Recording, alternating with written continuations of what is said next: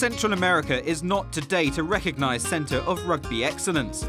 But in Costa Rica, what they lack in experience, they make up for in sheer enthusiasm. The first full international was played less than a decade ago, an historic moment that took over 20 years to bring to fruition. In the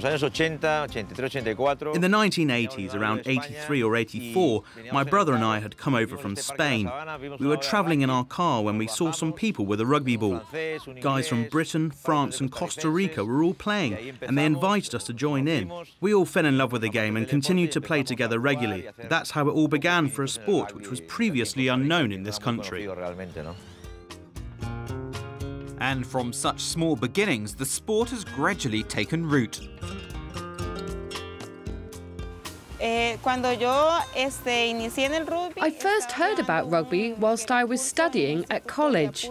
A friend of mine told me about a women's team, but before that I had never even heard of rugby. As soon as I started playing, I fell in love with the sport.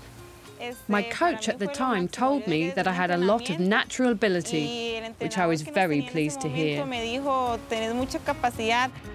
Girls like Alejandra are an inspiration to us all. She comes from a region where rugby is totally unheard of and travels great distances just to attend training sessions. Playing rugby is a big commitment for me as I live in Cartago, which is 2 hours away from here. This means I spend more time getting ready and travelling to training than I do at training itself. We're very glad to have her in the national team. She's fought very hard and has overcome a lot of difficulties to get here.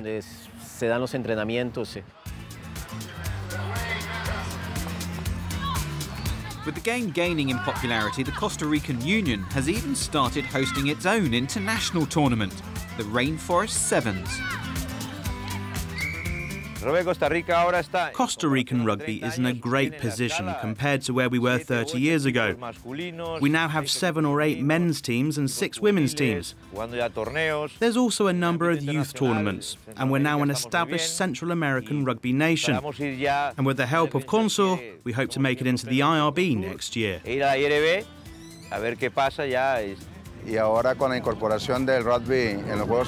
Since rugby became part of the Olympics, we've been working closely with the Federation to ensure the continued development and growth of the sport.